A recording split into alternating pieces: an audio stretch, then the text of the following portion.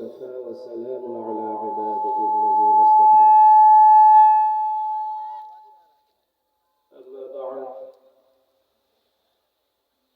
فقد قال الله تعالى في كلامه المجيد وفي فرقانه الحميد: أعوذ بالله من الشيطان الرجيم. بسم الله الرحمن الرحيم. يا أيها الذين آمنوا اتقوا الله وابتغوا إليه الوسيلة وجاهدوا في سبيله لعلكم تفلحون. وقال رسول الله صلى الله عليه وسلم: ألا وإن في الجسد مضغة إذا صلحت صلح الجسد كله وإذا فسدت فسد الجسد كله ألا وهي القلب. أو كما قال النبي عليه الصلاة. صدق الله العظيم وصدق رسوله النبي الحبيب الكريم. وقال رسوله ومحبوبه ومعشوقه مخبرا وعامرا: إن الله وملائكته يصلون على النبي يا أيها الذين آمنوا صلوا عليه وسلموا تسليما. اللهم صل على سيدنا مولانا وعلى آل سيدنا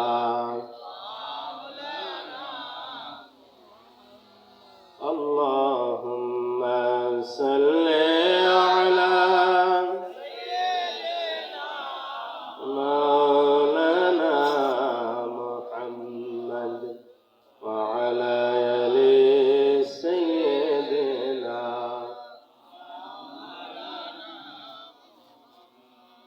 জোরে জোরে পড়েন দুরূদ ওহে মুমিন বসিয়া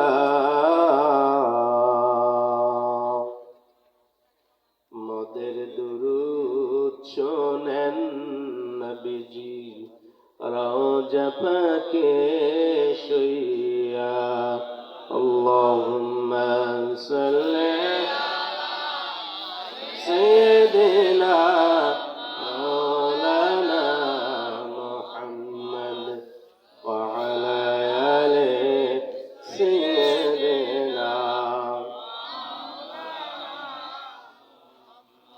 توحید کی امانت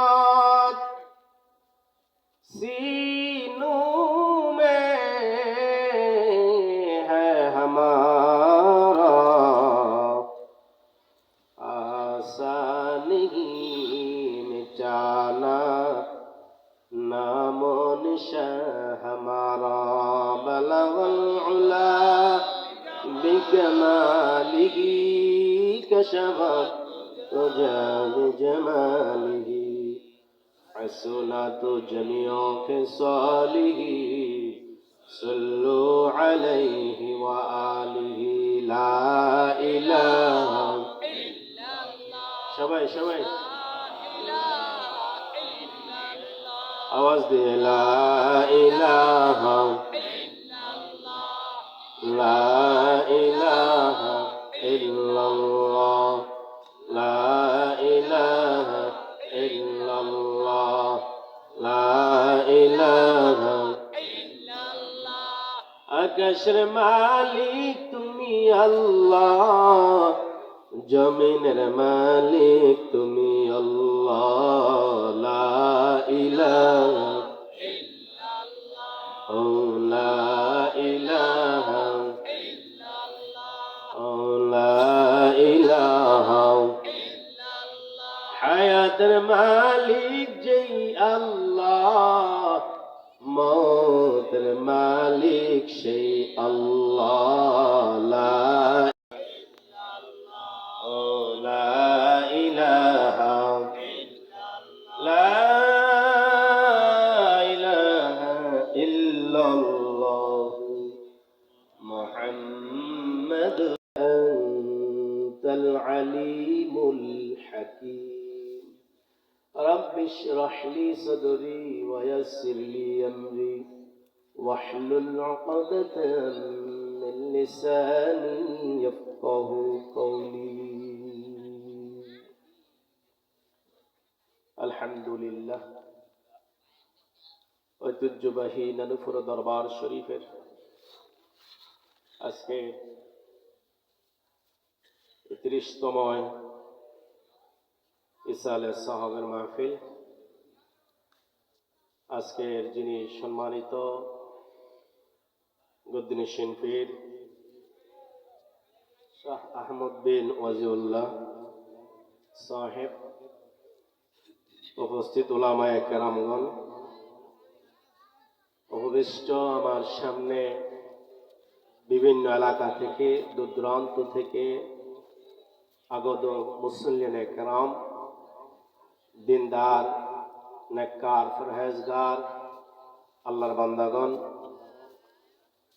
সমবয়সী যুবক বন্ধুগণ, স্নেহের ছোট ভাই, পর্দার অন্তরালে বেদাহজয়দের সম্মানিত অবস্থানত মা ও বোনেরা, আল্লাহ পাক রব্বুল আলামিনের দরবারে লাখো কোটি গুণ শুকরিয়া জ্ঞাপন করছি, যিনি আমাদেরকে আজকে এই মহতি হক্কানি রব্বানি দরবার শরীফে আসার বসার তৌফিক আল্লাহ দান করেছেন। এজন্য আমরা সকলের অন্তরের অন্তরস্থল থেকে মনকে উজাড় করে মুহাব্বতের আওয়াজে কালেমাতুল শুকর আদায় করি, পড়ি আলহামদুলিল্লাহ। লক্ষ কোটি দুরুদুস সালাম রাহমাতুল আলামিন শাফিউল মুজনিবিন খাতামুন নবিয়্যিন সাইয়্যিদুল সাকালাইন ইমামুল মুরসালিন আহমদ মুস্তাফা মুহাম্মদ মুস্তাফা হুজুরে ফুরনূর সাল্লাল্লাহু আলাইহি ওয়াসাল্লামের উপর যে মহান রব্বুল আলামিনের আলিশান দরবারে আরো শুকরিয়া জ্ঞাপন করছি, যিনি আমাদেরকে সর্বশ্রেষ্ঠ নবী, হায়াতুন নবী, মিলাদুন নবী, জিন্দা নবী, নবীদের নবী, নবীকুল শিরোমণি মুহাম্মদুর রাসূলুল্লাহ সাল্লাল্লাহু আলাইহি ওয়াসাল্লামের উম্মতের পরিচয় দিতে পেরেছি। আল্লাহ পাক আমাদেরকে নবীর উম্মত হিসেবে কবুল করেছেন। এজন্য আমরা আরেকবার আল্লাহর দরবারে শুকরিয়া আদায় করি, বলি আলহামদুলিল্লাহ। একটু আওয়াজ করে বলি আলহামদুলিল্লাহ। সবাই পড়ি আল্লাহু আকবার। সবাই তো সজাগ আছেন? সবাই সজাগ আছেন নি? ঘুম আছেনি কারো? কে কে ঘুমান হাত তোলেন। আলহামদুলিল্লাহ। কেউ ঘুমান নাই, আমরা সবাই সজাগ আছি তো আলহামদুলিল্লাহ। সম্মানিত হাজিরিন, সেই সন্ধ্যা থেকে ধরে আসরের পর থেকে ধরেই আপনারা উলামায়ে কেরামদের জবান থেকে কোরআন এবং হাদিসের আলোকে অত্যন্ত সুন্দর তাকরীর শুনেছেন। কারণ এক একটি ফুলের আলাদা আলাদা ঘ্রাণ আছে না নাই? তো উলামায়ে কেরামের জবান থেকে আপনারা এক এক সুবাস নিয়েছেন, ঘ্রাণ নিয়েছেন। আমরা হয়তো একেবারে শেষের দিকে এসেছি আপনাদের ঘুম ভাঙানোর জন্য, হয়তো অন্য কিছু দিতে পারবো না, মোটামুটি ঘুম ভাঙাইতে পারবো, কি বলেন ঠিক নেই? মোটামুটি ওলামায়ে কেরামরা যা কথা বলছে যথেষ্ট হয়েছে, কি বলেন ঠিক কিনা? যথেষ্ট হয়েছে কিনা? আমি যতক্ষণ কথা বলবো আলহামদুলিল্লাহ আমার সাথে কথার জবাব দিবেন। আপনারা যখন জবাব দিবেন তখন এই জবান থেকে কথা বের হবে। আর আপনারা যদি কথা না বলেন তাহলে কথা বের হবে না। আমি সূরা মায়েদার ৩৫ নম্বর আয়াত তেলাওয়াত করেছি। আমাদের পূর্বের বক্তারাও দেখছি এই আয়াত দিয়ে কথা বলেছেন। এরপরও আমি আয়াত টেনেছি এবং রাসূলুল্লাহ সাল্লাল্লাহু আলাইহি ওয়াসাল্লামের অসংখ্য অগণিত বাণী থেকে এখানে হাদিস এই কোরআন তেলাওয়াতের ধারাবাহিকতার রক্ষার্থে ওই হাদিসটি তেলাওয়াত করেছি। কোরআন এবং হাদিসের আলোকে এই অল্প সময়ের মধ্যে গুরুত্বপূর্ণ কিছু কথা নসিহত পেশ করার জন্য আল্লাহ তাআলা যেন আমাকে তৌফিক দান করেন। আমিন। আর আমি আমার বয়ানের মাধ্যমে সবসময় কথা বলি, মসজিদের মধ্যে বলি, যেখানেই যাই সেখানেও বলি, আপনারা যারা আছেন আপনারাও আজকের এই মজলিসে বসে একটা নিয়ত করতে হবে যে এই হুজুর থেকে যেই কথা শুনবো এর থেকে একটা হাদিস বা একটা কোরআনের আয়াতের আমল করব। কি পারবেন কিনা? এই ওয়াদা আছে তো? ওয়াদা দিতে পারবেন তো? সবাই বলেন ইনশাআল্লাহ। আবার বলেন ইনশাআল্লাহ। সম্মানিত হাজিরিন, আল্লাহ পাক কুরআনে হাকিমে বলেন, সূরা মায়েদার ৩৫ নম্বর আয়াত, আল্লাহ বলছেন, ইয়া আইয়ুহাল্লাযীনা আমানুত্তাকুল্লাহ ওয়াবতাগু ইলাইহিল ওয়াসিলাহ ওয়াজাহিদু ফি সাবিলিহি লাআল্লাকুম তুফলিহুন। আল্লাহ পাক রব্বুল আলামিন তিনি শুরুতেই এই কোরআনে হাকিমে বলেন, ইয়া আইয়ুহাল্লাযীনা আমানু, হে ঈমানদারগণ। বলেন তো আল্লাহ কাকে ডাক দিয়েছেন? আমার আগে বলেছি আমার সাথে কথা সবাই বলতে হবে, একজনের জবান চুপ থাকলে চলবে না। আমরা এখান থেকে আজকে নিতে এসেছি, কি বলেন ঠিক কিনা? এই যে এত রাত বসে আছেন, কিছু নিবেন না? কথা বলেন নেবেন কিনা? নেওয়ার জন্য আমরা বসেছি, ঠিক কিনা? তো আল্লাহ কাকে ডাক দিলেন? ঈমানদারদেরকে। বলেন কাদেরকে? এখানে আমরা যারা আছি আমরা ঈমানদার কিনা? কথার আওয়াজে মনে সন্দেহ আছে কেন? তো আপনাদের কথা বললেন না, আল্লাহ ডাক দিছে ঈমানদারদেরকে। এখন আমরা যারা এখানে বসে আছি আমাদের ঈমান আছে না নেই? আরে সর্বপ্রথম তো গ্যারান্টি আমাদেরই দিতে হবে। নিজেরা গ্যারান্টি দিলে তো আল্লাহর কাছে আমরা আশা করতে পারি আল্লাহ আমরা ঈমানদার। ওই কথা কয় না, ঠিক কিনা? আগে নিজেরা তো এরকম ভাবে নিজেকে আগে চিন্তা হবে যে আল্লাহ যে বললেন তুমি আমার পরিচয় পাইবা কেমনে। তখন আল্লাহ বলছেন, বান্দা আমার পরিচয় তখনই তোমরা পাইবা যখন তোমরা নিজেদের দিকে তাকাবে। একটা আওয়াজ করে বলেন নিজেদের দিকে তাকাইলে কার পরিচয় পাওয়া যায়? তো আমরা ঈমানদার, এই গ্যারান্টি তো আগে আমরা দিতে হবে। নিজের গ্যারান্টি তো নিজে দিতে হবে যে আমি একজন ঈমানদার, ঠিক কিনা? আমরা তো অন্য কোথাও গিয়ে বলবো না যে আমি অন্য ধর্মের, আমি একজন হিন্দু, আমি একজন খ্রিস্টান, আমি বিধর্মী।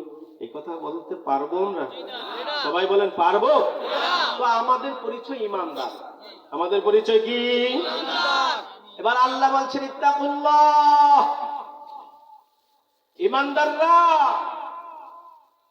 তোমরা আমাকে ভয় করো। সুবহানাল্লাহ। আল্লাহ আমাদের কি কোনো খ্রিস্টানকে বলে নাই, কোনো হিন্দুকে বলে নাই, কোনো ইহুদিকে বলে নাই। আল্লাহ অন্য কোন ধর্মের মানুষকে ডাক দিয়ে বলে নাই, শুধু একমাত্র ধর্ম আল্লাহর কাছে মনোনীত যেই ধর্ম, সেই ধর্মের নাম কি বলেন দেখি? ইন্নাদ-দীনা ইনদাল্লাহিল ইসলাম। আল্লাহ বলেন আমার কাছে একটি মাত্র ধর্ম মনোনীত প্রশংসনীয়, সেই ধর্মের নাম ইসলাম। আর ইসলাম যারা মানবে, ধর্মে আঁকড়িয়ে ধরবে, আর তারাই হবে ইসলামের গণ্ডির মধ্যে যারা ঢুকবে, ইসলাম যারা গ্রহণ করবে, তারা হবে ঈমানদার। আমাদের ধর্মের নাম কি? সবাই বলেন কি? তাহলে আমরা ঈমানদার। আল্লাহ বলছেন ইত্তাকুল্লাহ, ওই ঈমানদাররা তোমরা আমি আল্লাহকে ভয় করো। সুবহানাল্লাহ। তাহলে ভয় করবে কারা? আল্লাহকে। সবাই বলেন ঈমানদার। ভয়ের কথা আসবে সামনে। অবতাগু ইলাইহি ওয়াসিলা, আল্লাহকে পাওয়ার জন্য ওসিলা তালাশ করো। ওয়াজাহিদু ফি সাবিলিহি লাআল্লাকুম তুফলিহুন, তোমরা আল্লাহর পথে জিহাদ করো, আল্লাহর পথে জিহাদ করো যেন তোমরা সফল কাম হতে পারো।